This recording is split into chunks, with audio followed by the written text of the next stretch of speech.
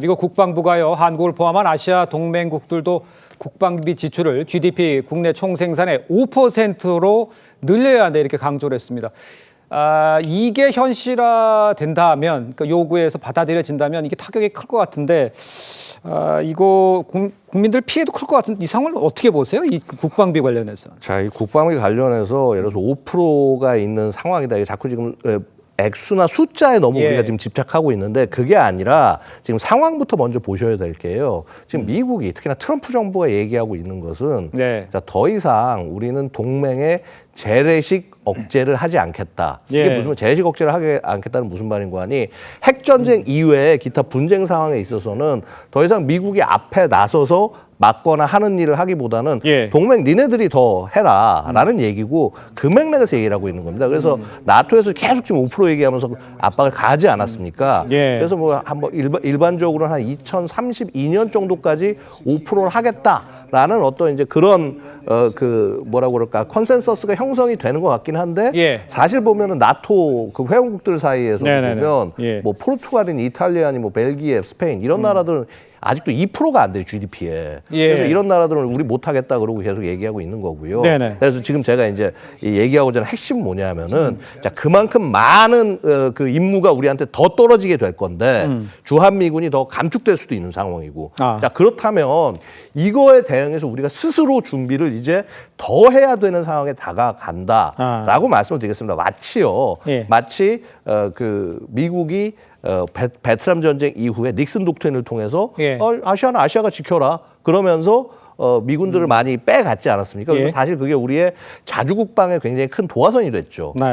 사실은 뭐 그것과 똑같지는 않습니다만 그런 맥락의 행동을 지금 미국 행정부가 하고 있는 것이고 그렇다면 사실은 우리는 우리의 이 스스로 지킬 수 있는 역량을 최대한 높여야 되는 상황이 맞습니다. 이게 지금 모든 국민이 위기의식을 갖고 바라봐야 될 상황이라고 저는 말씀드리고 싶어요. 알겠습니다. 일단 먼저 트럼프 대통령이와 관련된 발언이 있습니다. 한번 직접 들어보도록 하겠습니다. South Korea, we're paying for their military. We have 42,000 soldiers there. They pay us like nothing. They took our shipping industry. They took our computer industry. They took so many different industries, and they're making a lot of money. They can pay for their military. 그러니까 지금 그냥 산술적으로만 계산하면 올해 한국의 국방비가 2.3%라서 약 61조 원 규모입니다. 그런데 이게 5%로 놀면 저기 이제 2배가 된다는 얘기 아니에요? 130조. 이재명 정부는 어떻게 협상에 나서야 될까요? 다 돼야 된다고 보십니까? 자, 이게요. 지금 한 가지 제가 말씀드리는 게 보통 생각하신 게 우리가 이거 안 하면 미국이 뭐 주한미군 감축하고 방위 분담금 인상할 거다라고 얘기하는데 그거와 상관없이 무조건 그거는 이제 기본으로 깔아놔야 됩니다. 방위 분담금 인상과 그다음에 주한미군 감축 이거 갈 가능성 상대적으로 높다고 봐야 되고요. 자, 그러면은요. 이게 지금 갑자기 60조 이상의 국가 예산을 갖다가 국방에 동원해야 된다? 절대로 단기간 내에 못합니다. 이재명 정부 내에 할 수가 없는 거고요. 그렇다면 이거는 단계적으로 해서 앞으로 뭐 예를 들어서 목표를 삼아야죠. 뭐 2030년, 뭐 35년까지 우리가 얼마를 올리겠다. 그다음에 제가 한 가지 더 말씀드리고 싶은 건 뭐냐면 바로 이 기회를 활용을 해서 우리 국가 산업을 키울 수 있는 길로 연결할 수 있다는 겁니다. 무슨 말인고 하니 지금 AI나 무인 관련된 것들이 이제 미래의 핵심이 되는데 이거에 관해서 산업적 동력이 굉장히 부족한 상황입니다.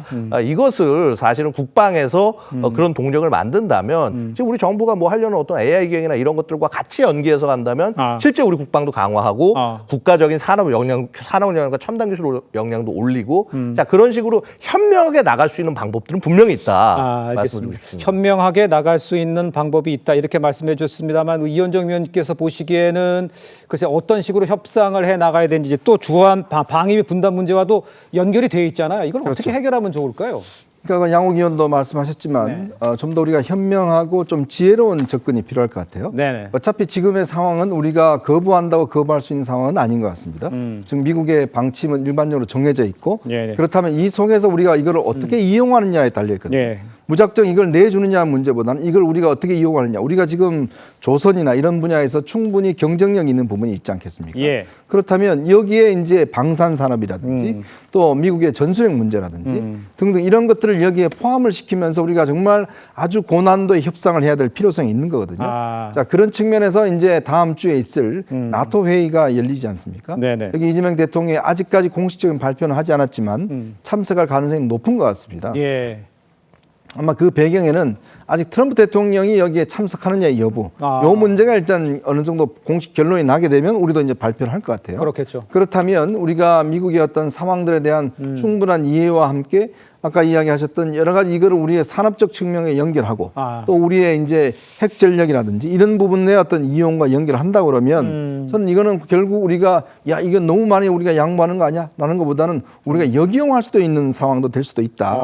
그런 면에서는 이 부분에 대한 정말 전략적 접근과 안보 문제와 연결시킨 저는 그런 접근이 지금부터 이재명 정부가 해야 될 중요한 일이 아닌가 싶습니다. 알겠습니다. 전략적 접근과 안보를 갖다가 동시에 잘 생각을 해서 협상에 임해야 된다 이렇게 지적을 해주셨는데 아까 지금 조금 전에 언급해 주신 대로 다음 주에 나토 정상회의를 앞두고 있습니다. 그러니까 그런데 아까 화면에도 잠깐 나왔습니다만 나토 국가 가운데 스페인 등이 지금 말씀하신 그 5% 일괄 인상을 반대하고 있어요. 저 정도가 지금 GDP 대비 국방비 비율인데 스페인이 반대를 하고 있는 이런 상황에서 물론 전략적 접근도 중요하고 안보를 생각하면서 좋게 생각할 수도 있겠습니다만 가장 중요하게 협상에서 이재명 정부가 생각해야 될 건 뭡니까?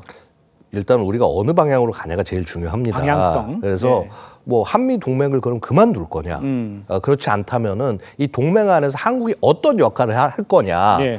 사실은 이 부분을 우리가 더 집중해서 전략을 세워 나가고 그리고 그래서 그 역할을 하면서 우리가 돈을 내고 우리가 이런 역할을 하고 있다 그러니까 미국도 역할을 해라. 예. 되려 당당하게 얘기할 수 있는 부분들이 있을 수 있는 거거든요. 예. 그러니까 되려 그래서 이게 한미 간의 그런 어떤 동맹을 예. 기존의 틀로만 바라보시는 것이 아니라 이제 앞으로 트럼프 이후에도 뭐 트럼프 한 명으로 끝날 지금 상황이 아닙니다. 그러니까요. 이런 뭐 미중 경쟁 그다음에 여러 가지 그 각국이 자국의 이익을 쫓는 이런 상황 안에서 예.